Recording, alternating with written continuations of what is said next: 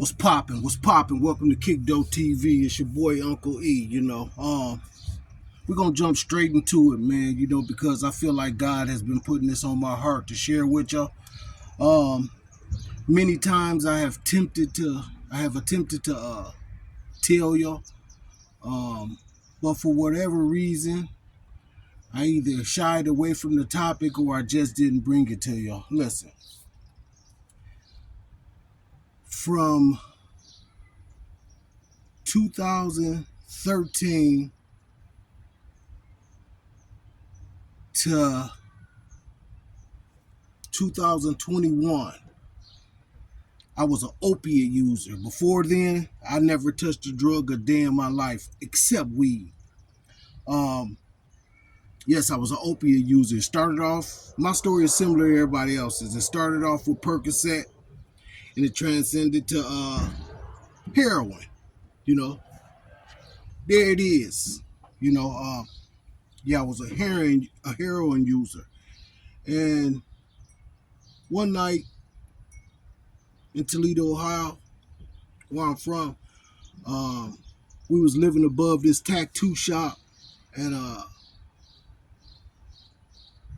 I was tired of getting high again. You know what I'm saying? I don't know if I was tired of getting high or not being high was the right thing to do. But for whatever reason, on this night, I had heroin and I had Suboxone. Suboxone is a blocker that a lot of drug facilities give addicts to get off drugs. And I believe it's preferably for opiate users. I heard people talking about they get given to you for cocaine and all that, but that just don't add up to me. That should sound crooked to me. But that's another story. On this night, I don't remember the month or date, but I do remember the year 2017. I was tired of getting high, so I did all the heroin, And the girl that I was with at the time, she was a user too.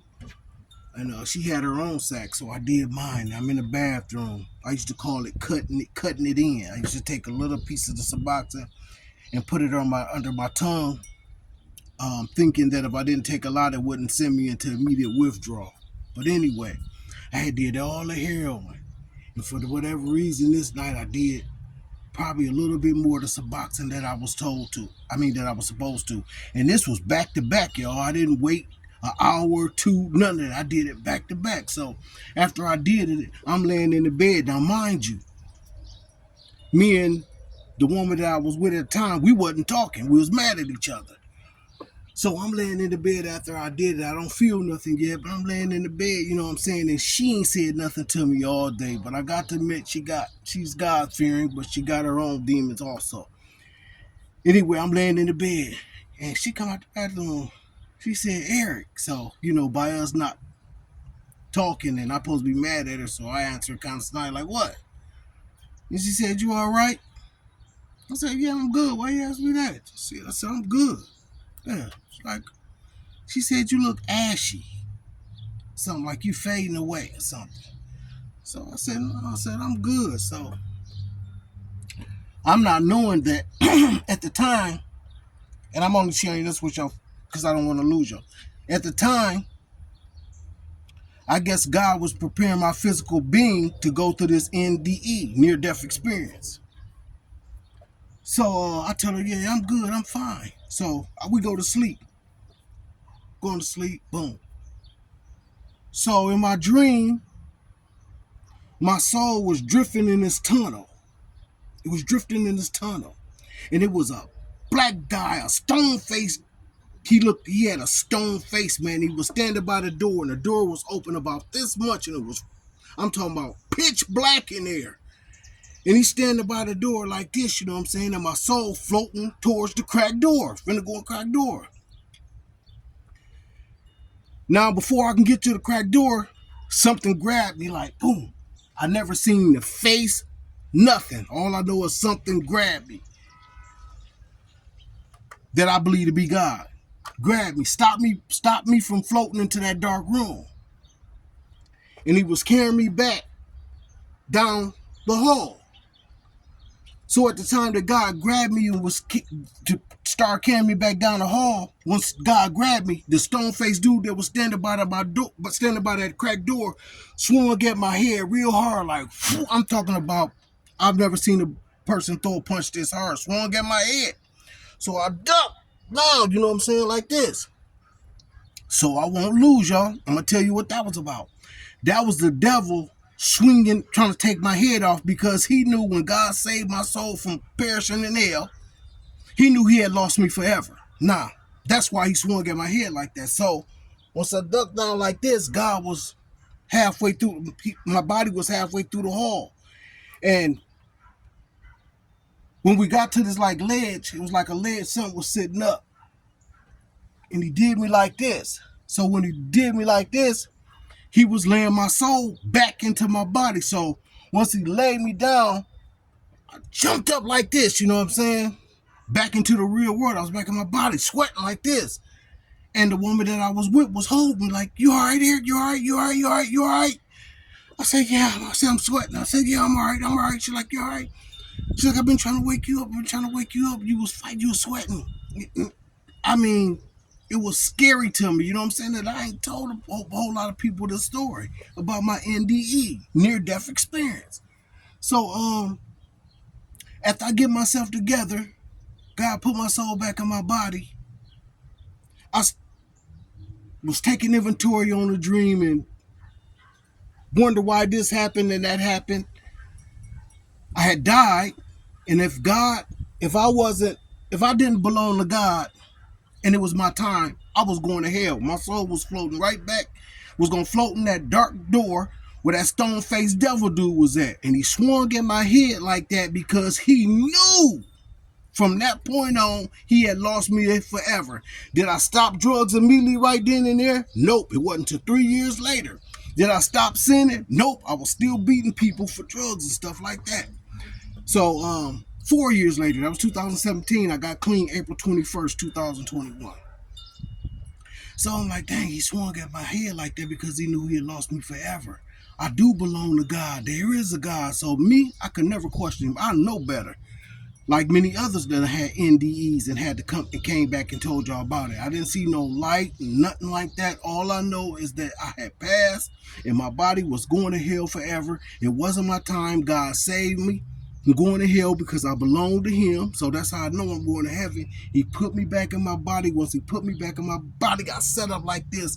And old girl was holding me already and telling me what I was doing while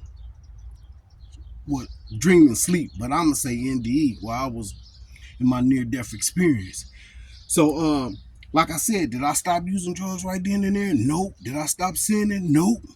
But I kept walking in faith, and eventually, all them things fell off me. All the bad things fell off me. They started falling off of me. Eventually, I got clean. Eventually, I started caring about other people and I had stopped taking what wasn't mine. I started paying people back little by little. Never accumulated to the amount that I had took from, but I made the initiative to make a wrong right and ask for their forgiveness. Because the Bible said those that you wrong, you got to go and you ask for their forgiveness. Anyway. Like I said, I didn't stop sinning or stop using drugs right then and there, but I was starting to right a lot of my wrongs.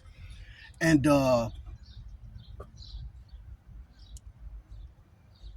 it was ironic to me, man, because I always asked God to spare my life, health, and my freedom. And at the time, the girl that was holding me, I didn't know it, but come to find out,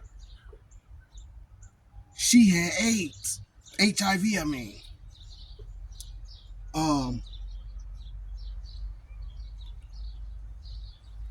Our relationship wasn't based on a sexual relationship because I was using, I had eventually got her to using, I really wasn't physically attracted to her. But like I said, y'all, there is a God. He spared me from even catching that virus.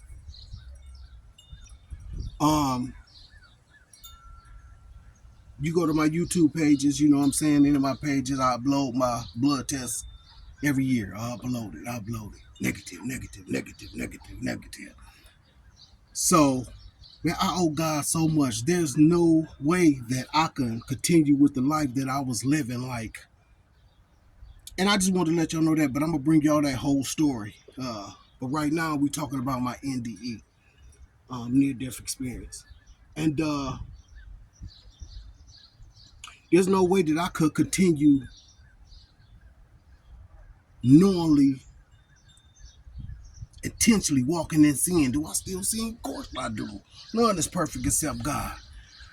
But Him saving me from perishing in hell, if I would have passed that night in 2017, I'll still be in hell, man. I'm so thankful, that I belong to Him and He gave me a second chance, man. You know what I'm saying? So my message to those that's out there using, man, and you self-medicating, you don't know what this stuff is containing. You don't know if that's gonna be your last sniff, or if you shoot up, if that's your last intravenous shot. You just don't know, man. So I encourage anybody, man, get clean. It's not that serious, I'm telling you. And I know everybody enjoy that high, that laid back, you know what I'm saying, for the minute you don't care about none of your problems or what you're going through. But mind you, once you come back down and sober up, them problems is going to still be there. I'm from the slums where y'all at, so I feel I have the right to encourage you and give you advice um, about drug use. I come from poverty, man. I done missed plenty of Christmases, plenty of birthdays, not getting gifts, all that. You know what I'm saying? Grew up in a Port Lawrence, in Toledo, Ohio. You know what I'm saying? Like I said, I'm from poverty, man. You know what I'm saying? If I can do it, anybody can do it. And I've never did a drug a day in my life. I waited to turn. See, that was 2017. I was born in 71. I was 17. I was born in 70. That was I was 46, 44, something like that, before I even smoked a cigarette. I tried any type of lucid drug besides weed, man.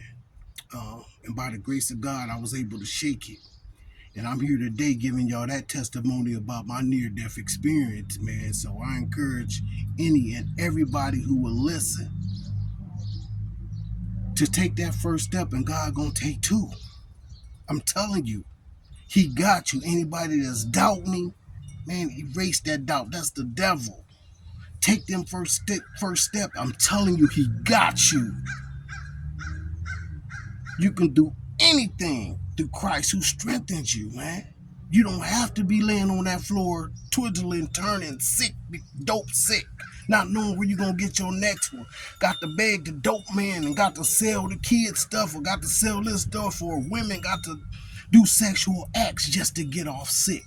You don't have to go through that no more. Turn to God, take that first step. He got you. I'm not going to say go into rehab sick right now, call him. No. If you got $50, go get your last fix. Because we all know I was an addict. I'm an addict. You need that strength to do anything. Take that 50. Matter of fact, take that 30. Get your sack so you can get the strength to call for help. Call for help. Go get that help. I'm telling you, it's better on this side. We wasn't born addicts, so we really don't have to claim it. I'm telling you, the sober side is the best side. God's side is the best side. That shit is the devil. Devil don't love nobody, man. My wife just started a nonprofit organization called Back to Humanity. Back to Humanity. Back number 2 Humanity. You can find her on Facebook, YouTube. Reach out, man. We got resources. We give away clothes and food and stuff. We got bags of stuff out there. We out there, not every day, but when we can, because I work a lot, and we got one vehicle right now because my vehicle was towed up. But when we get out there and we give back, man. We video some people just to get their story, but we don't video it all the time because that's not what it's about. A lot of good deeds can be hidden. You ain't got to show everybody what you're doing because God gonna bless you. Do you show love quietly? God gonna bless you loudly. Believe that. But yeah, we got a nonprofit organization. You can reach me or through my wife, Anita Johnson. Anita John on Facebook, YouTube, TikTok. Back to humanity, man. Join the movement, man. The movement of Christ. We won't lead you wrong, you know. You don't have to live that life. You don't have to stay sick. Well, I love y'all, man. I want to share that NDE with y'all, man. Many more to come. You already know what it is. It's Uncle E giving y'all news y'all can use. Kick Dope TV. We coming, baby. You already know.